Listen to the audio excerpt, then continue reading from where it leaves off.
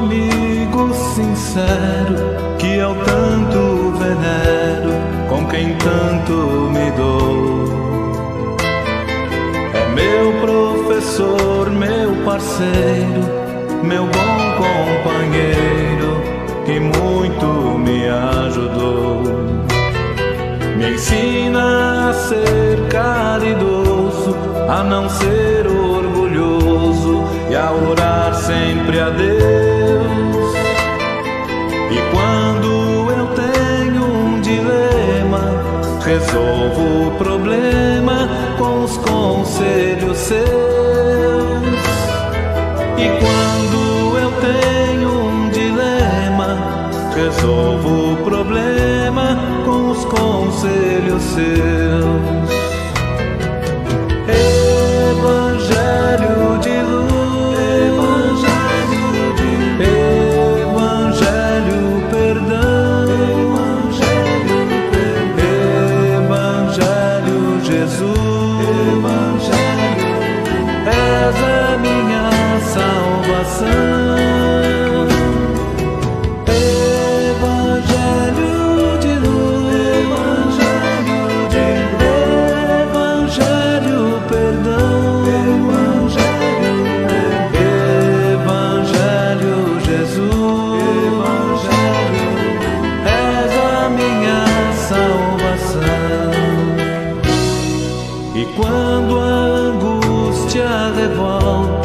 E não acho a porta, não vejo a solução. É Ele, amigo adorado, que está sempre ao meu lado e me traz a consolação. Se choro, preciso socorro, a Ele recorro e por feliz me dou. O Evangelho novo é a mensagem que ao povo o Cristo deixou. Ele é o Evangelho novo, é a mensagem que ao povo o Cristo deixou. Evangelho de luz, Evangelho perdão, Evangelho Jesus, és a minha salvação. Evangelho de luz, Evangelho perdão, Evangelho Jesus.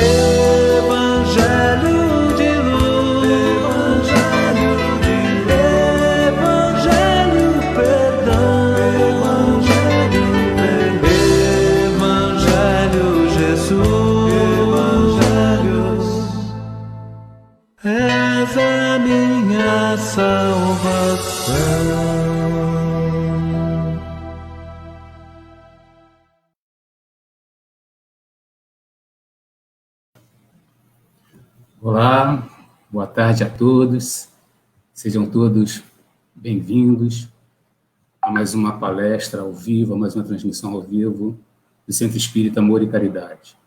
Nesta última segunda-feira do mês, nós vamos fechar nosso mês de palestra, no mês de março, várias palestras, com mais uma palestra. A palestra de hoje vai falar, o tema da palestra nossa é a parábola do filho pródigo, que vai contar com a presença da nossa irmã Grace Faria, da Casa Espírita René Peça.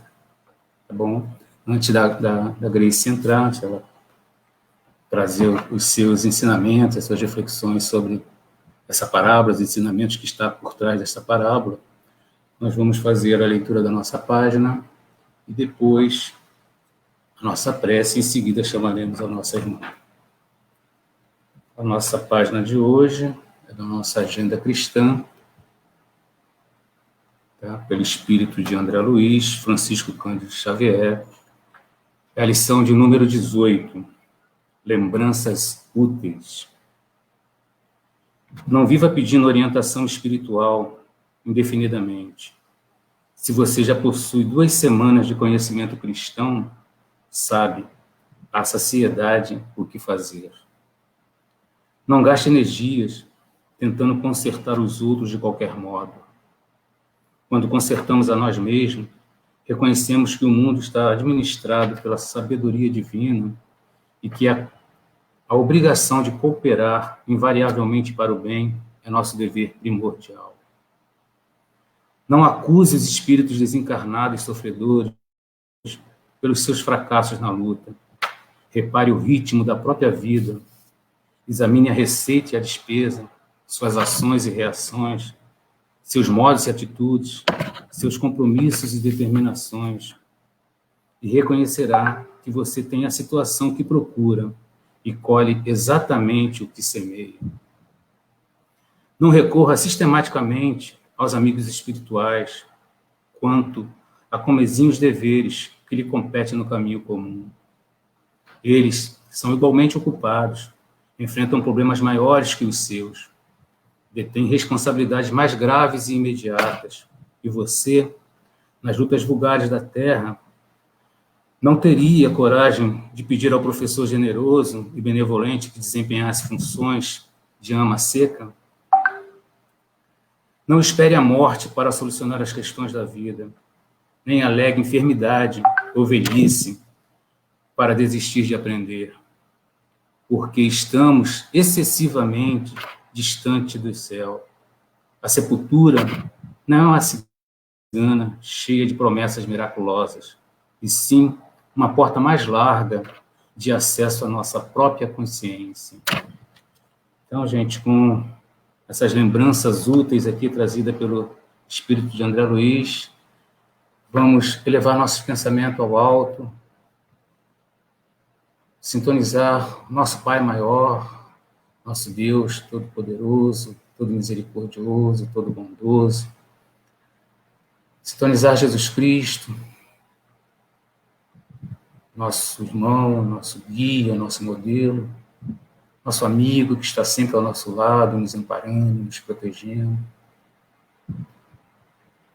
Vamos agradecer ao mentor espiritual da nossa casa, Ananias, juntamente com a sua equipe de espíritos benfeitores, por mais esta oportunidade de estarmos nesta tarde de segunda-feira estudando o ensinamento de Jesus, o ensinamento que ele nos deixou, pedindo pela nossa irmã Grace, responsável pela nossa palestra de hoje, responsável por nos apresentar suas reflexões sobre essa parábola, essa passagem do Cristo, que seja amparada, que seja abençoada pela espiritualidade amiga, que os anjos protetores, seu anjo da guarda, os guias benfeitores, a ilumine, a proteja e a intua, que a sua voz, os seus esclarecimentos, chegue a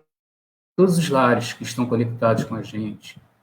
Alcance também os nossos espíritos, nossos irmãos desencarnados, que estão assistindo também a nossa palestra, que todos, encarnados e desencarnados, consigam receber claramente os ensinamentos trazidos pela nossa irmã. Te agradecemos, Pai, por mais desta oportunidade e contamos com a Tua presença agora e para tudo sempre aqui. Que assim seja, graças a Deus. Vamos trazer agora a presença da nossa irmã.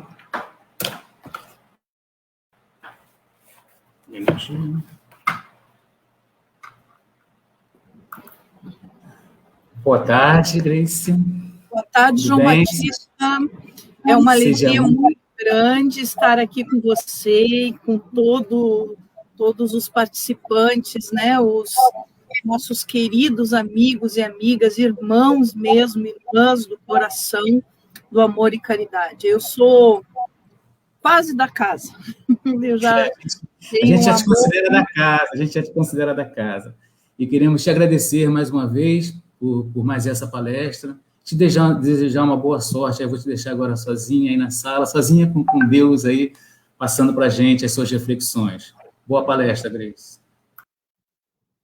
Boa tarde a todos, que a paz do Mestre Jesus nos envolva, nos fortaleça, encharcando as nossas mentes, os nossos corações, de muita coragem, de muita vontade de viver, de muita fé, de muita confiança em Jesus, nos bons espíritos e nosso Deus Criador, nosso Pai amoroso. Queridos amigos, queridas amigas, hoje nós vamos fazer uma reflexão sobre a parábola do filho pródigo. Essa parábola é tida por alguns como a parábola que contém todo o evangelho dentro da parábola. Ela é analisada por Emmanuel, e nós vamos trazer essa análise para a nossa tarde. Como é que Emmanuel analisa, percebe e explica as nuances mais importantes da parábola. Então, deixa eu encontrar a parábola aqui. Vamos vê-la, já está pronta. Vamos encontrar aqui o material. Isso. Então, gente, essa parábola do filho pródigo, ela fica em Lucas 15, de 11 a 32. Qual é a ideia da tarde de hoje? Analisar essa parábola à luz da doutrina espírita. E como que nós vamos analisar essa parábola à luz da doutrina espírita? Nós vamos consultar obras espíritas, psicografadas pelo nosso amado e luminoso Chico Xavier e ditadas por Emmanuel. Então, deixa eu mostrar para vocês os 6 capítulos que nós usamos para montar esse estudo, para refletir esse estudo. Deixa eu só desligar o ventilador que está aqui atrás de mim, que está me deixando sem voz. Então, nós buscamos em Emmanuel todo o conteúdo que ele fez explicando essa parábola. Encontramos 6 capítulos. Nós não vamos, na palestra, trabalhar os 6, porque seria muito cansativo e não daria tempo em 1 hora. Então, eu trouxe os 6 para vocês e nós vamos trabalhar na palestra 3 capítulos, tá? Então, vamos lá, gente. Onde encontrar para estudar em profundidade essa parábola? No livro Fonte Viva, capítulo 88, Caindo em Si. Filhos Pródigos no Pão Nosso, capítulo 24. O Filho Egoísta, também no Pão Nosso, capítulo 157. Ergamo-nos, no Fonte Viva, capítulo 13. E no Reformador, nós temos 2 textos em julho de 1961. Pai e amigo, e filho e censor. Destes 6 que nós estudamos com profundidade, nós trouxemos para a aula de hoje, igual, a professora é brabo, né? A professora fala em aula. Para esse nosso estudo dessa tarde linda de hoje, 3. Nós vamos analisar o Caindo em Si, do Fonte Viva. Nós vamos analisar o Filho Egoísta do Pão Nosso e vamos terminar com Ergamo-nos, do Fonte Viva. Tá? Mas eu deixo aqui, então, a bibliografia completa, porque eu sei que tem muitos estudiosos no Amor e Caridade e que depois vão querer analisar os outros textos que nós não trabalhamos. Né? Bom, gente, antes de ir para o texto em si, de Emmanuel, eu vou contar, à luz das minhas emoções, essa parábola. É óbvio, gente, que eu teria duas opções: ou ler a parábola na íntegra, e nós não perderíamos nenhum detalhe, ou eu contar à luz das minhas emoções, que com certeza eu vou perder vários detalhes, mas que fica mais interessante, porque a leitura vai ficar muito cansativa, porque é uma parábola muito grande. Mas então eu deixo aqui para vocês, quem quiser acompanhar, está lá em Lucas 15, de 11 a 32.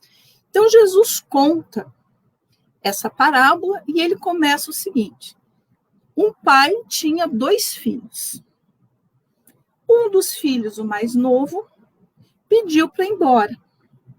Disse: pai, eu quero que você venda a sua parte, me dê as suas terras, me dê a minha parte e eu quero ir embora.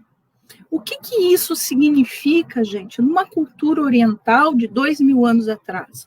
É um filho desdenhando por completo a família, o pai, querendo dizer claramente: eu não quero você, eu não quero a sua companhia, eu quero tomar conta da minha vida como eu quiser. Lembrando que nessa época os povoados eram pequenos, 50, 100, 150 casas. Então, ou você era conhecido ou você era parente, mas vocês se conheciam todos. Então, o filho querendo ir embora, ele não está só virando as costas para o pai, mas ele está virando as costas para toda uma comunidade aonde ele convivia. E o pai, então, faz a vontade do filho, e o filho pega a parte dele e vai embora para um outro país. Antes de continuar a parábola, gente, vamos compreender uma coisa. O que Jesus queria representar com essa parábola? O pai dessa parábola, o pai desses 2 filhos, é Deus. Então, o que Jesus queria colocar? Que Deus é nosso Pai de infinito amor, mas Ele nos dá livre-arbítrio. Mesmo quando nós nos viramos de costas para os seus ensinamentos, para a sua presença, para a religação, né, religarem com o nosso Criador, mesmo quando a gente despreza tudo isso, nós temos o nosso livre-arbítrio e nos é permitido, nos é concedido. Porque nós precisamos, como um filho, aprender a usar o livre-arbítrio. Então, a representação, esse pai, né, é uma representação de Deus. Jesus queria apresentar Deus para a sua plateia, os seus ouvintes. Né? Então, é um pai amoroso e que respeita o livre-arbítrio, mesmo que o filho esteja profundamente equivocado. Vamos lá, vamos continuar a parábola. Aí o filho vai para um país distante e gasta absolutamente tudo. Ele é super perdulário, gasta tudo. Ele não investe em nada, ele não compra uma terra, ele não compra nada. Ele gasta tudo. Quando acaba o dinheiro dele, ao mesmo tempo advém uma fome muito grande neste país que ele está. Percebam o livre-arbítrio e a colheita? Porque eu planto o que eu quero, mas chega a hora da colheita, e aí eu não posso escolher. Ele estava sem dinheiro, num país distante, onde ele foi porque ele quis, né? E adveio uma fome muito grande. Nessa época de Jesus era normal, os celeiros eram pequenos, não existia uma produção para se guardar alimentos por muito tempo. Então, quando existia uma seca, adivinha uma fome. E ele, então, sem dinheiro, com esse país tendo essa fome, ele vai, então, trabalhar como cuidador de porcos. E entendendo que, nessa época, gente, o cuidador de porcos era a profissão mais, assim, vamos dizer, humilhante que existia. Então, percebam, ele começa a colher, né, as escolhas dele, e ele vai, então, ser cuidador de porcos.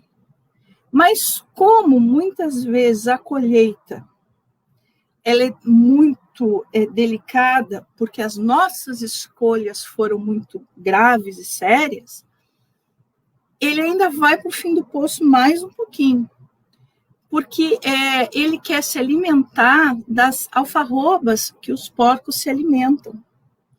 E não é permitido a ele sequer comer as alfarrobas que os porcos se alimentam. E ele, então,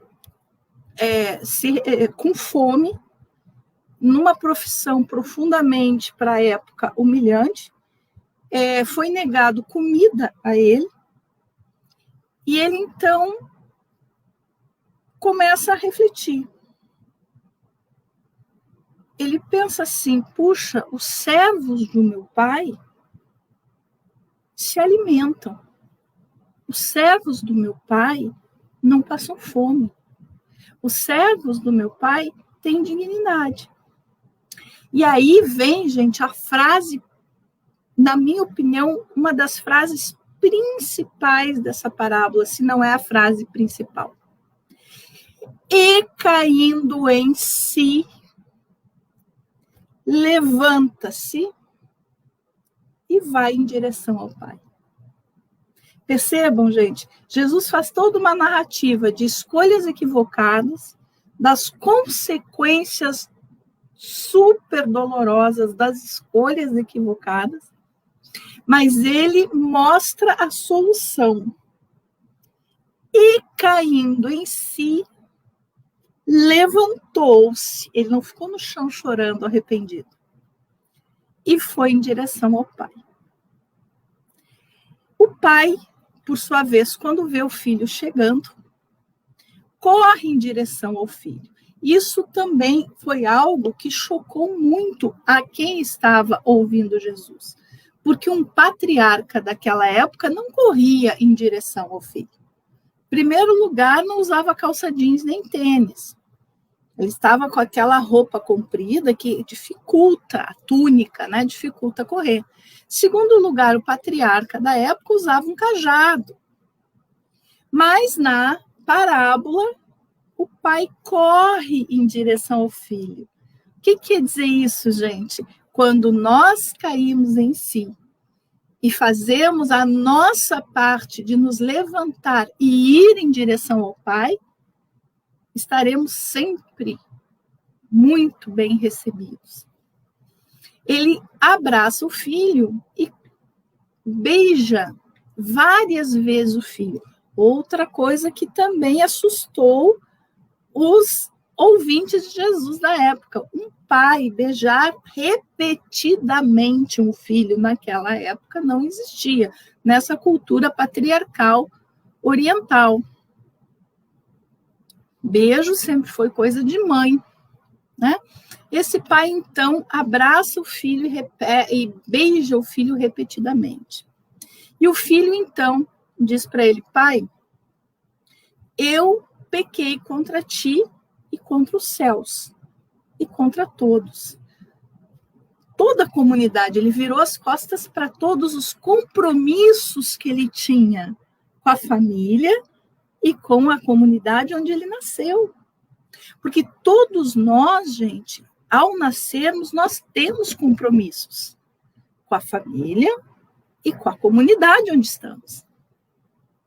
Ninguém nasce em X ou YZ lugar por acaso. Ninguém vai embora, por exemplo, do sul e vem parar aqui na região dos lagos por acaso, né? É porque tem compromisso com aquela comunidade. Então, ele tinha, por isso que ele diz para o pai: eu pequei contra ti, contra o céu, contra todos. porque ele desprezou todos os compromissos que ele tinha, né? Eu não tenho direito de ser seu filho. Eu venho pedir para ser seu servo. Percebam como ele começou a retomada, né? A compreensão. Percebam como ele teve a maturidade de perceber. Porque o pior de tudo, gente, é quando a gente erra, quando faz escolhas equivocadas e ainda se acha o dono da razão. Ele não foi infantil. Ele percebeu. Então, ele pede ao pai para ficar como servo. E o pai diz não. Não, você é meu filho. Achei que você estava morto e hoje você renasceu. Percebam a reencarnação, gente? Você estava morto e hoje você renasceu. Chama o servo e diz para ele, providencie uma túnica nova, limpa, da melhor qualidade para o meu filho. Ó, túnica nova, para recomeçar. Providencie uma sandália. Ele estava descalço e só os servos andavam descalços. Ele era filho, então ele merecia uma sandália. Percebam o significado de cada pedido que o pai faz aos servos? O que seria a sandália, gente? Calçar os pés, deixar os pés prontos para caminhar, para trabalhar. Ele recebe o filho e ele deixa o filho pronto, não para ficar em casa tomando água e se abanando. Ele em nenhum momento diz para o filho que o filho não tinha errado. Ele não cobra nada do filho, mas ele não passa a mão na cabeça do filho. Ele dá condições para o filho recomeçar como filho. E, por último, pede um anel. Pede para o servo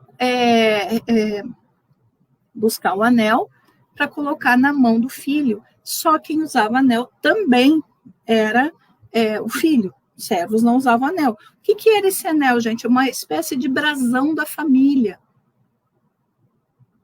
Para ele saber que ele era filho. Né?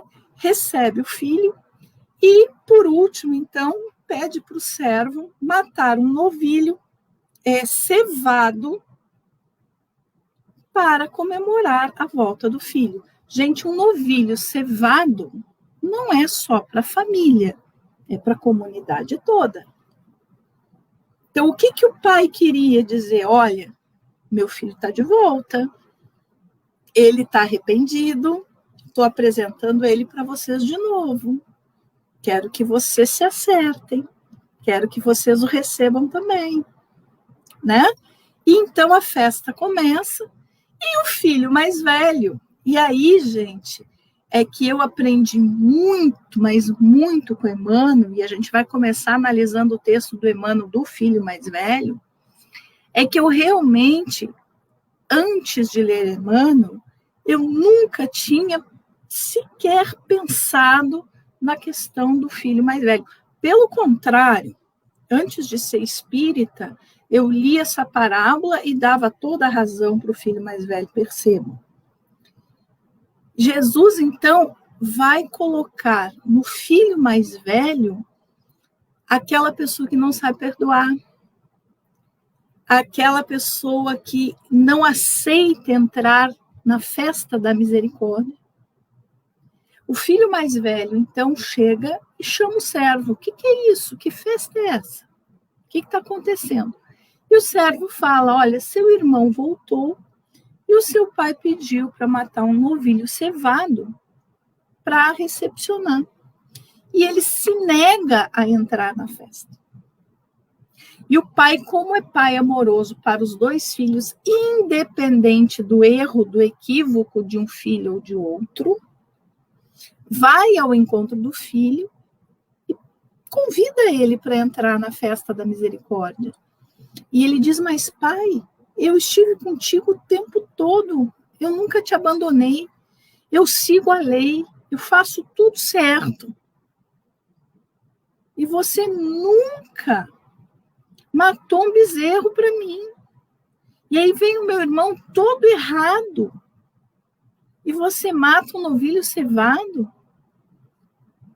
E o pai, então, o abraça e diz: filho, tudo, absolutamente tudo que eu tenho é seu.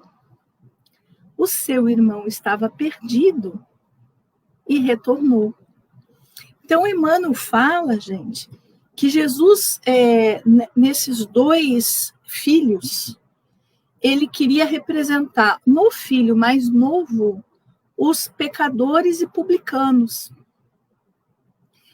que principalmente os publicanos que colocavam o dinheiro na frente de tudo, né? E no filho mais velho, ele fez a representação dos fariseus, aqueles que representavam exteriormente estar com Deus, mas que interiormente guardavam mágoa, ressentimento, rancor, julgamento, etc. Bom, já repassamos a parábola, agora vamos para os nossos 3 textos de hoje, né? Só lembrando, gente, então são 6 textos que nós analisamos, tá? E vamos trazer aqui 3, tá? O primeiro, o filho egoísta, ele está no Pão Nosso, capítulo 157. E aí, Emmanuel começa. Mas respondendo ele, disse ao pai: eis que te sirvo há tantos anos, sem jamais transgredir um mandamento teu, e nunca me deste um cabrito para alegrar-me com os meus amigos. E Emmanuel começa nos abrindo os olhos e o coração. A parábola não apresenta somente o filho pródigo. Mais aguçada atenção, e encontraremos o filho egoísta. O ensinamento velado do mestre demonstra 2 extremos da ingratidão filial. Um reside no esbanjamento, o filho mais novo. O outro na avareza.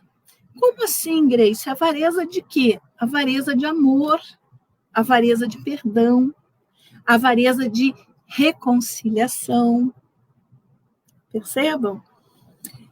São as 2 extremidades que fecham o círculo da incompreensão humana. E aí, gente,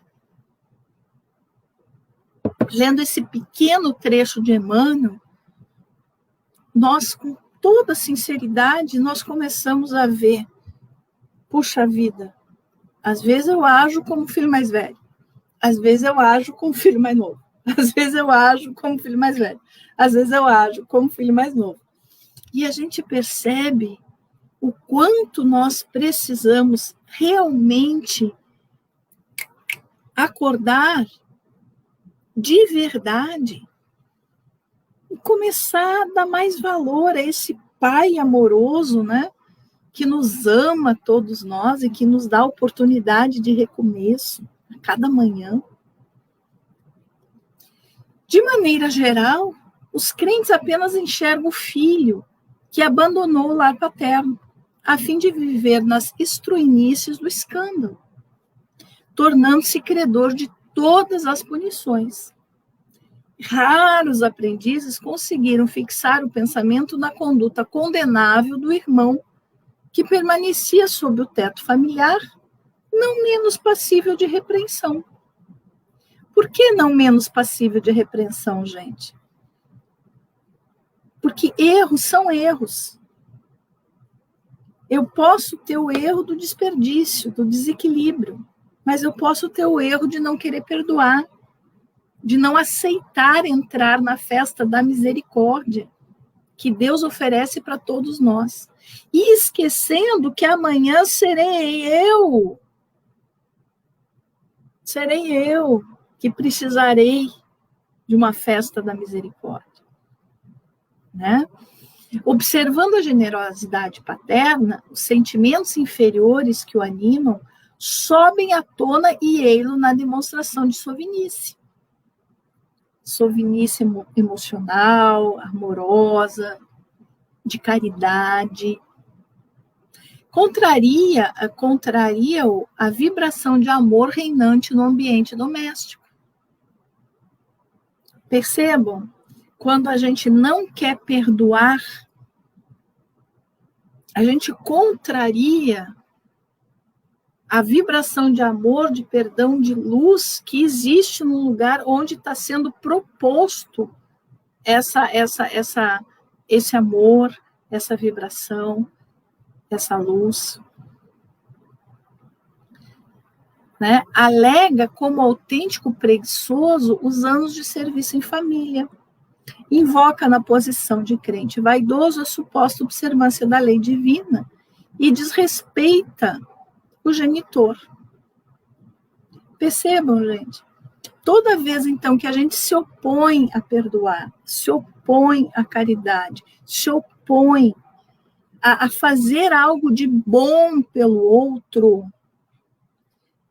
a não julgar, a buscar a conviver com as diferenças, toda vez que a gente se opõe a essas oportunidades que Deus coloca na nossa vida, nós estamos desrespeitando o amor de Deus para conosco.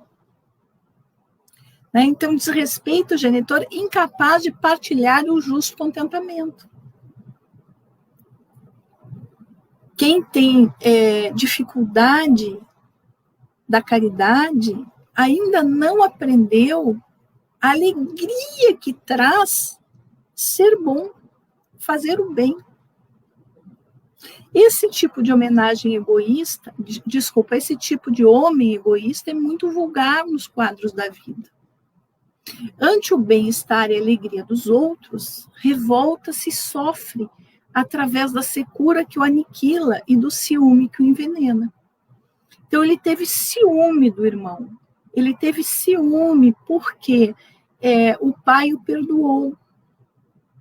E ele não teve coragem de olhar para ele e perceber que ele também era filho do mesmo pai e que também necessitava de perdão.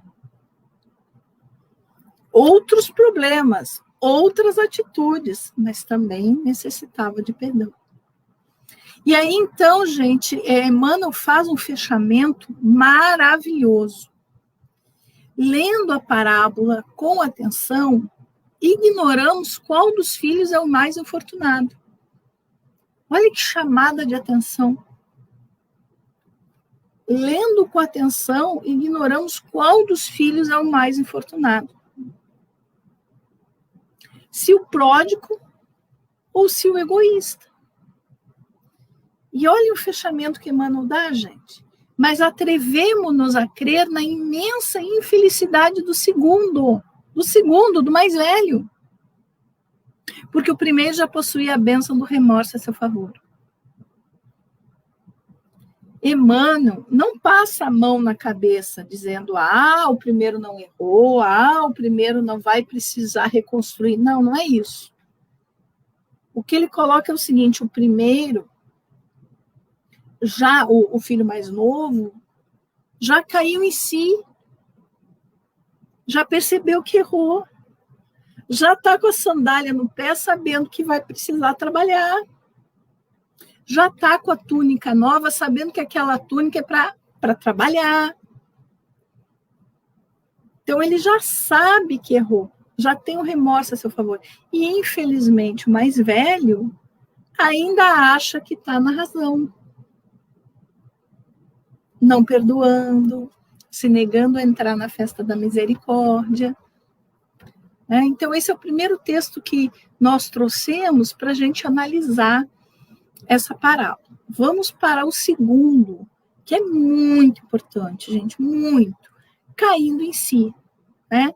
Então, é a hora, gente, que o rapaz está cuidando dos porcos, é negado que ele coma sequer a comida dos porcos e ele cai em si. E eu penso, gente, sinceramente, de todo o meu coração, estamos vivendo tempos assim, tempos que a espiritualidade amiga está nos mostrando que é necessário que caiamos em si, é necessário que a gente caia em si. Então, esse próximo texto, então, é do Fonte Viva, capítulo 88. E Emmanuel começa, então, com caindo em si, caindo, porém, em si. Né? Este pequeno trecho da parábola do filho pródigo desperta valiosas considerações em torno da vida. Essa frase fundamental para... Eu até coloco um desafio para todos nós. Quem sabe a gente usar essa frase como a nossa frase de meditação da semana, né? Onde que eu posso cair em mim para melhorar, para perceber aonde que eu tenho que voltar ao caminho, né? Porque ele caiu em si, ele retornou. Aí vem Emmanuel, né? Dizendo assim: Judas sonhou com o domínio político do evangelho, interessado na transformação compulsória das criaturas. Contudo, quando caiu em si, era demasiado tarde, porque o divino amigo fora entregue aos juízes cruéis. Então, Emmanuel coloca assim, percebam, gente, ele não está julgando Judas, pelo amor de Deus, não é isso que Emmanuel está fazendo. Ele está colocando que a gente tem até um ponto X para cair em si e dar a volta naquela encarnação. Se a gente demora um pouco mais além do que deveria, naquela encarnação não dá mais tempo. É claro que a gente vai ter outras oportunidades, provavelmente mais dolorosas, porque quanto mais a gente demora para cair em si, pior é a subida de volta. Então, o que Emmanuel está colocando é o seguinte: é importante a gente despertar e entender que muitas vezes a gente cai em si nessa encarnação e dá tempo de retornar e fazer ótimas construções. Mas se nós nos acomodamos e vamos levando, empurrando com a barriga, quando quiser cair em si, algumas coisas nesta encarnação não dá para ajustar mais. Então é isso que ele está colocando. Judas, quando caiu em si, nesta encarnação, não tinha mais o que fazer. Outras personagens da Boa Nova, porém, tornaram-se a si a tempo de realizarem a salvadora retificação. Então, Emmanuel não coloca o exemplo de Judas por acaso aqui nesse texto. É uma chamada de atenção para todos nós, o quanto a gente deve levar a sério essa questão de cair em si e recomeçar. Maria de Magdala, e agora ele vem com os exemplos positivos, né? Maria de Magdala pusera a vida íntima nas mãos de gênios perversos. Nós sabemos que ela era acompanhante, né? E que tinha vários obsessores, por escolha dela, por escolha da profissão que ela havia escolhido, né? Todavia, caindo em si, sob a influência do Cristo, observa o tempo perdido e conquista a mais elevada dignidade espiritual. Tão elevada que foi a primeira que Jesus se apresentou.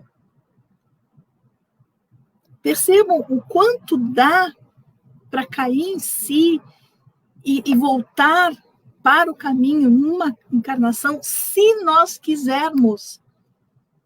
Se nós tivermos realmente persistência, entendimento, quem sou eu, o que eu estou fazendo aqui? Eu não sou um corpo, eu sou um espírito em evolução, a caminho da luz. O que eu estou fazendo aqui? Eu estou aproveitando esse tempo aqui? Então, ele coloca mais elevada dignidade espiritual por intermédio da humildade e da renunciação. A Maria de Magdala foi cuidar dos leprosos. Foi cuidar de leprosos e falar de Jesus aos leprosos. Pedro, intimidado ante as ameaças de perseguição e sofrimento, nega o mestre divino. Entretanto, caindo em si, ao lhe deparar o olhar compassivo de Jesus, chora amargamente e avança resoluto para a sua reabilitação no apostolado. E como se reabilita, né? É um dos fundadores da Casa do Caminho, falando em Jesus, fazendo preces, cuidando de doentes, cancerosos, idosos abandonados, crianças abandonadas, viúvas abandonadas, perturbados. O recomeço de Pedro foi tão grande, a iluminação de Pedro foi tão grande, que ficavam doentes à beira do caminho, da casa do caminho, porque quando Pedro passava, a sombra de Pedro curava. Os doentes ficavam na estrada de Jope, aguardando Pedro passar. Quando Pedro passava, a sombra de Pedro passava por eles e curava. Quem conta isso é Amélia Rodrigues. Ele caiu em si e realmente se posicionou para o recomeço, né? Paulo confiava-se à desvairada paixão contra o cristianismo e persegue furioso todas as manifestações do evangelho nascente, mandando, inclusive, apedrejar Estevão, que era irmão da sua amada noiva Abigail. Furioso com todas as manifestações do evangelho nascente. No entanto, caindo em si, perante o chamado sublime do Senhor, penitencia-se dos seus erros e converte-se num dos mais brilhantes colaboradores do triunfo cristão. A grande massa de crentes de todos os matizes, nas mais diversas linhas da fé, todavia reinam entre eles a perturbação e a dúvida. Essa questão, gente, a perturbação e a dúvida, independente da linha de fé que a gente abraça. Porque vivem mergulhados nas interpretações puramente verbalistas da revelação celeste, em gozos fantasistas, em mentiras da hora carnal, ou imitando a casca da vida, a que se prendem desavisados. O que Emmanuel está dizendo com essa frase? Muitos de nós conhecemos o Evangelho, lemos o Evangelho, intelectualmente, muitas vezes, aceitamos, da boca para fora, recitamos, mas não desce para o coração. Ele fica só na mente e na boca, e não desce para o coração. Porque a gente só perdoa, a gente só aceita entrar na festa da misericórdia quando o evangelho é aceito no coração. E muitos de nós temos muita dificuldade de fazer essa transição da mente para o coração, do entender para a prática. Com o cognitivo eu entendo. Com os meus sentimentos verdadeiros, eu pratico. Né? Para eles, a alegria é um interesse imediatista e satisfeito, e a paz é a sensação passageira do bem-estar do corpo de carne, sem dor alguma, a fim de que possam comer e beber sem impedimento. E aí, então, gente, Emmanuel vai fechar esse texto, né, chamando a todos nós, uma chamada pela orelha mesmo, né, como paizão que Emmanuel é. Cai, contudo, em ti mesmo sob a bênção de Jesus e transferindo-te, então, da inércia para o trabalho. Olha o que ele está pedindo para a gente. Cai, contudo, em ti mesmo sob a bênção de Jesus. O que é a bênção de Jesus? Aceitando os ensinamentos. Ama teu próximo. acerta com o teu inimigo, faz a caridade, sob as bênçãos de Jesus, sob as orientações que já foram nos dadas há 2000 anos, transferindo-te então da inércia para o trabalho. Chega de ficar sentado no chão chorando, levanta e vai ao encontro de Deus. Mas a gente só vai chegar trabalhando. A gente só vai chegar, esse ir ao encontro de Deus é ir ajudando o próximo dentro das nossas possibilidades, fazendo bem. Fazendo bem. Transferindo-te, então, da inércia para o trabalho incessante pela tua redenção. Então, a gente precisa se colocar que nem esse filho pródigo, que cai em si, percebe que errou e vai ao encontro de Deus, mas vai ao encontro de Deus não como uma criança, como um filho que já entendeu que precisa trabalhar para a sua redenção. Observará surpreendido como a vida é diferente. Emmanuel, gente, não tem. Ele puxa a orelha e depois dá colo, né? Enfim, pessoal, já são 10:05, quase 10:05, e a gente vai para o nosso último texto, tá?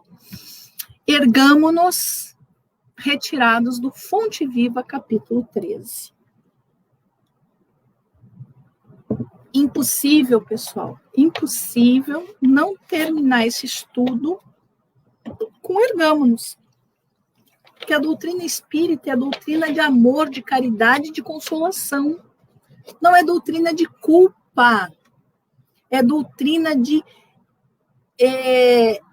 compreensão do que está acontecendo e compreensão de qual é o remédio. Ergamo-nos, Fonte Viva, capítulo 13. Levantar-me-ei e irei ter com meu pai. É quando o filho pródigo decide, eu errei, eu estou aqui no fundo do poço, está na hora de voltar. Quando o filho pródigo deliberou tornar aos braços paternos, resolveu intimamente levantar-se. E eu acho que muitas vezes é isso que falta para nós, gente. Resolver de verdade, levantar-se. Sair da cova escura da ociosidade para o campo da ação regeneradora. Então, ele sai do fundo do poço onde ele se colocou, ninguém empurrou ele se colocou, mas ele percebe que ele precisa agir para se regenerar. Erguer-se do chão frio da inércia para o calor do movimento reconstrutivo. Elevar-se do vale da indecisão para a montanha do serviço. Esse vale da indecisão nos atrapalha muito, tá, gente? Esse vale da indecisão, ele fica entre a mente e o coração. Porque a mente já compreendeu. E o coração não permite. Muitas vezes, né, quando eu falo coração, os nossos sentimentos, né, não permitem que a gente faça o que deve fazer mesmo. Então, essa indecisão é uma ponte, tá, entre o que eu já sei e o que eu já faço. Então, essa ponte eu tenho que dar um jeito de atravessar, né? Elevar-se do vale da indecisão para a montanha do serviço. Serviço edificante. Fugir à treva e penetrar a luz. A treva não é a treva exterior, é a treva interior que ainda existe dentro de nós. A mágoa, o rancor, o ressentimento, a dificuldade de aceitar o outro como ele é. Exigir que o outro seja perfeito. Vocês já perceberam, gente, que a gente sabe que é imperfeito, mas acha que pai, mãe, filho, marido, esposa tem que ser perfeito. Ah, porque eu amo meu marido, então ele tem que ser perfeito. Eu amo meu filho, tem que ser perfeito. Se fosse perfeito, não estaria reencarnado comigo num mundo de provas e expiações. Então, a treva não é do outro. A treva é meu sentimento ainda que precisa iluminar-se. Fugir à treva e penetrar a luz. Ausentar-se da posição negativa e absorver-se na reestruturação dos próprios ideais. Levantou-se e partiu rumo ao lar paterno. É isso que nós precisamos fazer em tempo de pandemia, gente. Doloroso? Claro que é. Estamos passando momentos muito difíceis de transição planetária. Mas o conhecimento que a gente tem é para a gente aprender a se erguer e ajudar quem está perto de nós a se erguer. Quantos de nós, porém, filhos pródigos da vida, depois de estragarmos as mais valiosas oportunidades, clamamos pela assistência do Senhor, de acordo com os nossos desejos menos dignos, para que sejamos satisfeitos? A gente fica que nem criança, birrenta, batendo pé, querendo discutir, né? Quantos de nós descemos voluntariamente ao abismo, assim como o filho pródigo desceu ao abismo? E lá dentro, atolados, na sombria corrente de nossas paixões, exigimos que o Todo Misericordioso se faça presente ao nosso lado, através dos seus divinos mensageiros, a fim de que os nossos caprichos sejam atendidos. Então, a gente precisa perceber, gente, o que nós precisamos para nos levantar e ir caminhando e nos regenerando. E não ficar que nem criança, birrenta, fazendo capricho no chão, batendo pé, batendo mão, né? Criança às vezes senta e fica... Às vezes a gente faz isso. Se é verdade, no entanto, que nos achamos empenhados no nosso erguimento... Opa! Vamos prestar atenção nessa frase, que já é, inclusive, o trecho final do nosso estudo. Então, Emmanuel está fazendo uma pergunta para todos nós nesse momento. Ô Grace, chega aqui e me diz o seguinte, Grace, é verdade que você está empenhada no seu erguimento? É verdade mesmo? Ou você só está fazendo de conta? Né? Então, se é verdade, no entanto, que nos achamos empenhados em nosso erguimento, coloquemo-nos de pé e retiremo-nos da retaguarda que desejamos abandonar.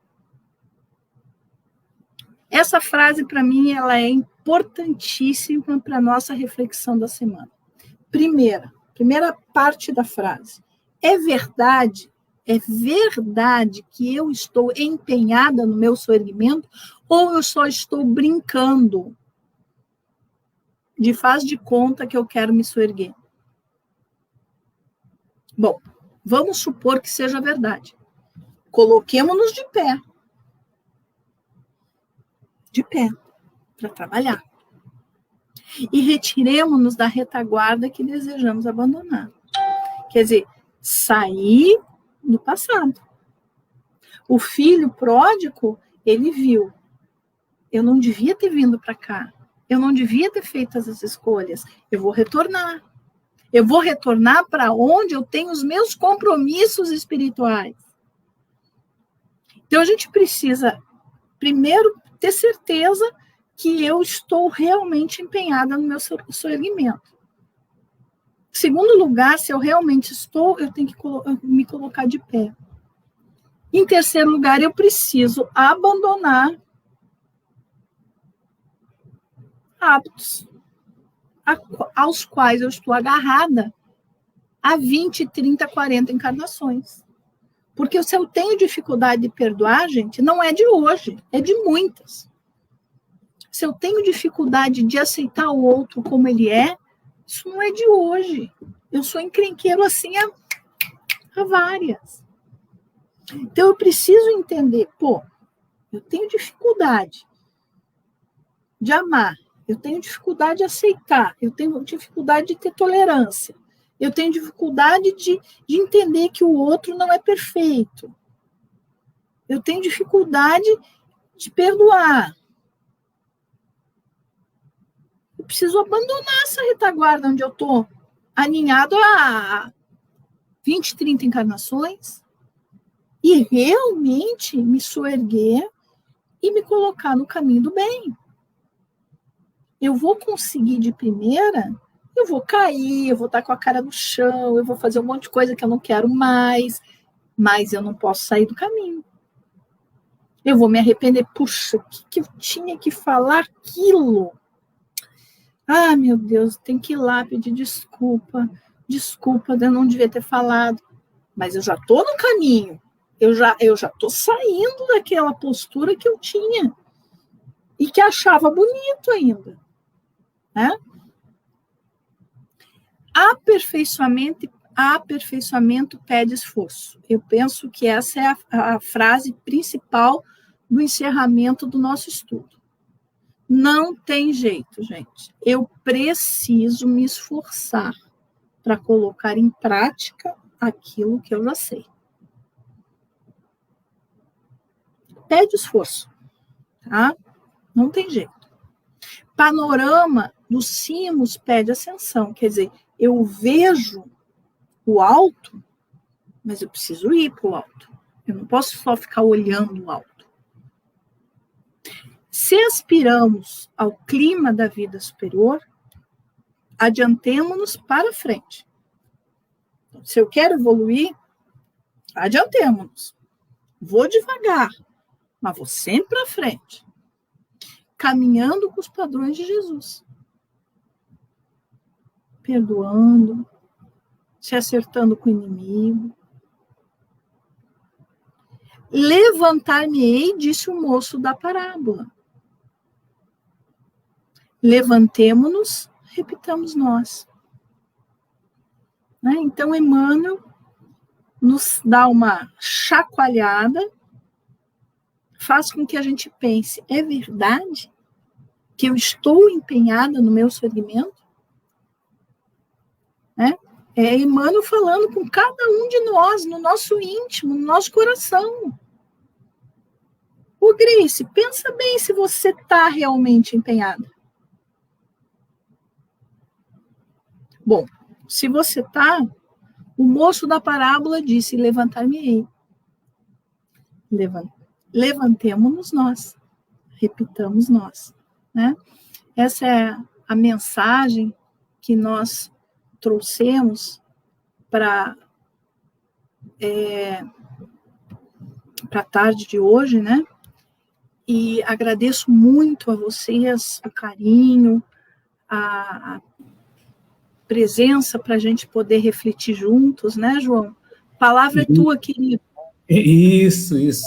Nós que agradecemos aí pela linda explanação, linda palestra, muitos ensinamentos nessa parábola, né? Muitos, demais, agradecemos. E em nome do SEAC, né, te desejamos tudo de bom, muita luz, muita paz e gratidão sempre.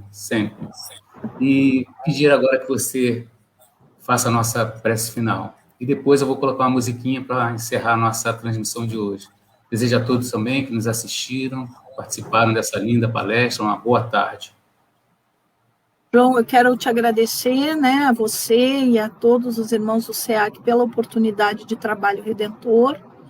Quero dizer para vocês que em abril eu não marquei palestra, que abril está um mês muito corrido para mim no meu âmbito profissional, mas maio eu estou de volta. Quando a Lalinha colocar lá a lista de maio, eu prometo que estarei de volta para nós termos mais um momento de reflexão juntos, que eu me sinto muito feliz de estar aqui com todos vocês. Então, eu peço a todos vocês que elevem seus pensamentos, que elevem os seus melhores pensamentos, de paz, de amor, de equilíbrio, para que com esses pensamentos e sentimentos mais doces, mais caridosos, que a gente possa entregar esse material para a espiritualidade utilizar, para levar, para tratar nossos irmãos encarnados e desencarnados. Oremos pelos nossos irmãos que estão doentes. Oremos pelos nossos irmãos que estão retornando à pátria espiritual.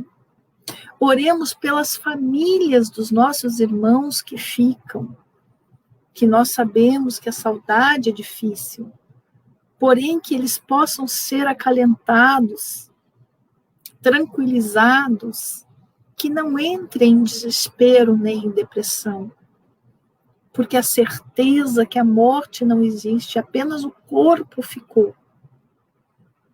E o reencontro é certo, mas que aproveitemos esse tempo que nós estamos aqui, para que a gente possa fazer o nosso melhor.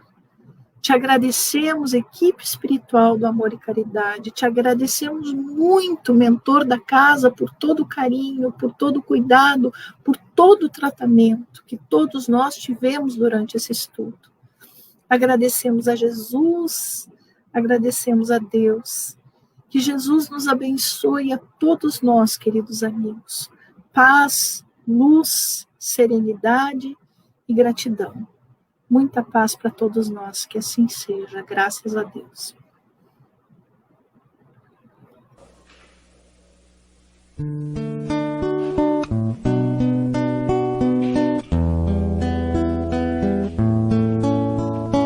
Belo pra mim é criança brincar, é ouvir mil canções numa concha de mar, é chuva caindo, é campo em flor, e acima de tudo é o amor, é o amor, é o amor. Belo pra mim quando estou a sofrer, é na treva da alma que eu começo a crescer, lembrar